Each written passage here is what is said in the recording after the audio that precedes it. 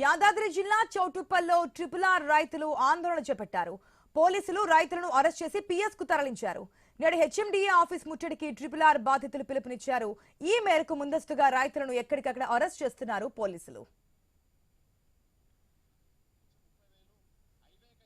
రాష్ట్ర వ్యాప్తంగా 8 జిల్లాలు 35 మండలాలు సుమారు 165 గ్రామాలు 4500 ఎకరాల భూమి ట్రిపుల్-ఆర్ పేరుతోటి గుంజుకోవడం అనేది రైతుల నుంచి బలవంతంగా గుంజుకోవడం అనేది జరుగుతూ ఉన్నది.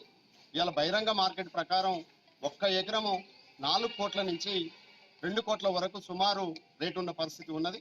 చౌటుప్పల ప్రాంతంలో ప్లాట్లు దాదాపు 25,000 నుంచి 30,000, హైవేకి అయితే దాదాపు 70,000 80,000 గజం ఉంటే దాదాపు 4-5 వేల రూపాయలే గజానికి ఇచ్చి ప్లాట్లు కూడా ఇండ్లు కూడా తీసుకునే పరిస్థితి ఉంది. కాబట్టి ఈ ట్రిపుల్-ఆర్ పేరుతోటి రైతులు కానీ ఇళ్ల స్థలాలు కోల్పోతున్న బాధ్యులు అనేక రకాల ఇబ్బందులు పడుతున్న సందర్భంగా ఇలా రాష్ట్ర వ్యాప్తంగా సిపిఎం పార్టీ ఆధ్వర్యంలో హెచ్ఎండి ఆఫీసు ధర్నా సందర్భంగా ఈ రోజు రాత్రి 4 నుంచి 5 గంటల ప్రాంతంలో పోలీసు వాళ్ళు ఇళ్ల దగ్గరకు వచ్చి అక్రమ అరెస్టులు చేస్తా ఉన్నారు. ఈ అక్రమ అరెస్టులను ఎంత చేసినా గానీ ఈ ఉద్యమం అనేది ఆగదనేది మేము తెలియజేస్తా ఉన్నాం.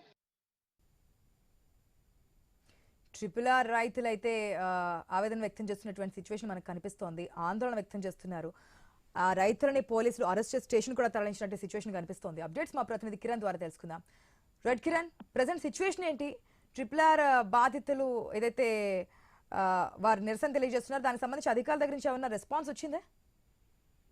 ఆశా, యాదాద్రి భువనగిరి జిల్లాలో ఉదయం నుంచి ట్రిపుల్-ఆర్ రైతుల అరెస్టుల పర్వం అయితే ఇంకా కొనసాగుతూనే ఉంది. భువనగిరి, ఒలిగొండ, చౌటుప్పల్, ఈ నారాయణపురం మండలాలకు సంబంధించి ఎక్కడైతే ట్రిపుల్-ఆర్ రోడ్డు అలైన్మెంట్ ఉందో ఆ ప్రాంతాలకు సంబంధించినటువంటి భూ నిర్వాసితులను మొత్తం కూడా పోలీసులు అరెస్ట్ చేస్తా ఉన్నారు. అయితే ఈ రోజు హెచ్ఎండిఏ ఆఫీస్ కు ముట్టడించే కార్యక్రమం ఉన్నటువంటి నేపథ్యంలో రైతులు ఎవరు కూడా ఆ కార్యక్రమానికి వెళ్లకుండా కూడా అడుగడుగున అరెస్ట్ చేస్తా ఉన్నారు. ఉదయం నుంచి కూడా హౌస్ అరెస్టులు కూడా చేస్తా ఉన్నటువంటి పరిస్థితి అయితే ఉందని చెప్పొచ్చు. ఇప్పటికే చౌటుప్పల్ కావచ్చు, ఇటు నారాయణపురం, ఇదే విధంగా భువనగిరి ప్రాంతాలకు సంబంధించి రైతు సంఘాల నాయకులను కూడా పోలీసులు అదుపులోకి తీసుకున్నారు. ఎందుకంటే రైతులకు మద్దతుగా కూడా ఇటు రైతు సంఘాల నేతలు, వామపక్ష నేతలు కూడా మద్దతు తెలుపుతున్నటువంటి నేపథ్యంలో వామపక్ష నేతలను కూడా చౌటుప్పల్లో అరెస్ట్ చేసి కూడా పిఎస్ కు కూడా తరలించడం జరిగింది.